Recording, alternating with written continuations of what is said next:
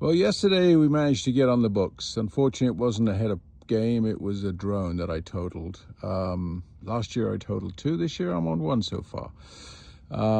However, let me explain the circumstances why. In the previous years, I've had issues with the chute not pulling out of the tube for reasons usually because I've gone against the norm and I've folded it tighter and stuffed it in because of the fact that it's heavy wind and I don't want it pulling out, or I've got a heavy dead pigeon on or something. And of course then there's issues with the chute pulling out of the tube and releasing.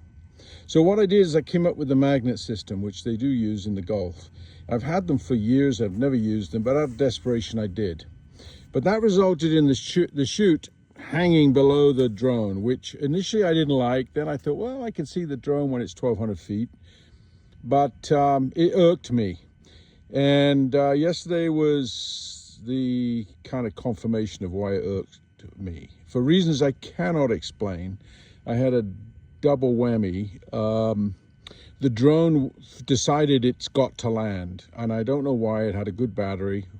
But it said ADI mode, and then suddenly started falling, coming down very fast. Well, in doing so, of course, the chute inflates. And even though the chute is dangling some ways below, what happens is the chute deploys. And the drone came down and hit the chute, and, well, not even the chute, it hit the line. And the rest, of course, we've probably all seen once in our career. The drone impersonates a roller pigeon. So that drone is no more. It is in lots of bits. I couldn't even salvage the battery, and even the memory card out of the camera blew out, which I can't find. So I came up with this plan this morning. So what I've done, I've utilized the magnet. The chute is in the tube to compress and control the chute. But then what happens is when the falcon takes the bait, and on the end of this I've got a battery attached to it to demonstrate this in a moment. What happens is when the falcon takes the bait, the magnet detaches and then pulls the chute out of the tube. I tried it twice this morning. It worked perfectly. Okay, for the purpose of this demonstration, I'm just going to show you. I have the drone hovering. The parachute is being attached by the magnet, and then it's stuffed inside a clear plastic tube. I have a heavy weight on the end to mimic a falcon taking the bait. And what you should see, there you go, the chute deploys. The magnet system worked very well for me up until yesterday, and I'll tell you why in a moment.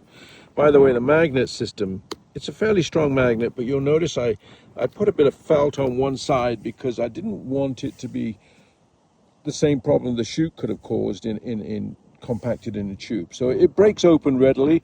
I'll just give you that tip. A little bit of felt on one of the magnet pieces makes a big difference. Still holds it securely, but breaks off easier. So anyway, the line goes on to the end of the drone, and the drone, of course, is a Phantom 3 Pro. The one I had yesterday was a Phantom 3 Standard. I pick these things up cheap when I see them advertised in the local social media, Facebook marketplace or something. I can't bring myself to spend $2,000 on a drone, particularly at the rate that I seem to be going through them. So I picked these things up inexpensively. The point is, though, this long string, this 10-foot or more of string, is because that tiny magnet will interfere with the poor insulation properties of the Phantoms, and the compass or some sensors might be affected. So there's a 10-foot string. The string is attached to the top of the cone, the tube, the tube where the chute is in. And of course, also attached to that is a magnet. The magnet is attached to the bottom of the parachute and of course the bait line.